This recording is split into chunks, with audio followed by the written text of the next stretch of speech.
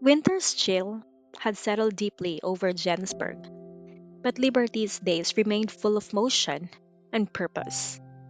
Between meetings, orders, and endless calls, she managed her growing company with a quiet determination that had always defined her. Success, however, came with pressure, and she felt it pressing harder as the year drew to a close. The Farrell Group, a powerful competitor, had kept their eyes on her, waiting for any sign of weakness. Liberty refused to give them one. While she focused on her business, Duncan's thoughts lingered on her more often than his own affairs in Willspoon. He had long grown used to distance, to loving her from afar, to filling his days with plans that revolve around their future. With Sony's winter break approaching, Duncan was already making gentle plans for their little family. He dreamed of taking Sony to visit Liberty, then returning together to Wilspoon to celebrate the new year as one family. The thought of it brought him quite joy. He longed for something more permanent, a home of their own in Jensburg. He wanted a place where they could stay comfortably whenever they visited, somewhere warm and filled with memories instead of the emptiness of a hotel suite. Liberty, ever practical, resisted the idea. Her company was still young, her finances tied up in new investments. She couldn't think about such luxuries yet, but Duncan's heart had already decided. In his mind, Jensburg was not just her business ground, it was their future.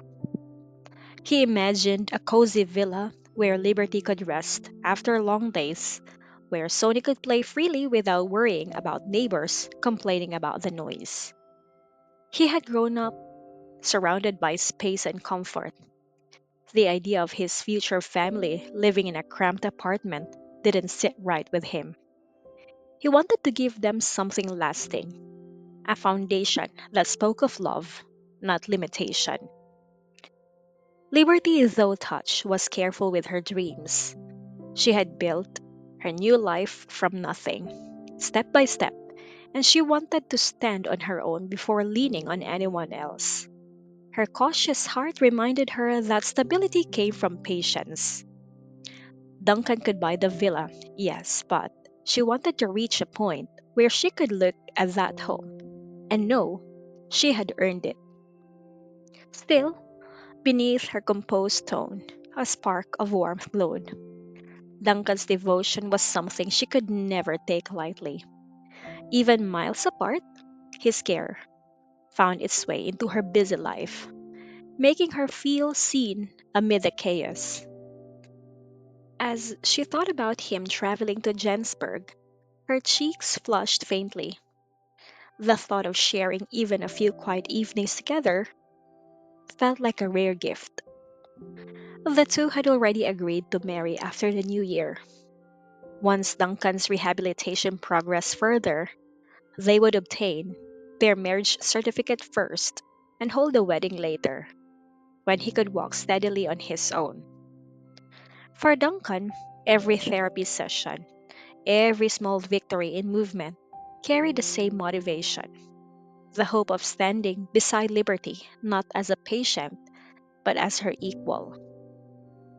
After their last call that day, Liberty returned to her work with renewed energy.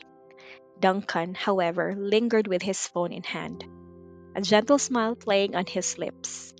Thoughts of her filled his mind, her strength, her compassion, the way she grounded him even from miles away. He imagined a life they were building together, a bigger house in Jensburg, a space where love and laughter would coexist with work and dreams. As he sat in his office, he found his thoughts drifting further. He wondered how things might change once Liberty officially inherited the Farrell family's legacy. If that happened, she would become the head of the family, a woman of power, with expectations and responsibilities unlike before. The realization didn't intimidate him. Rather, it made him proud.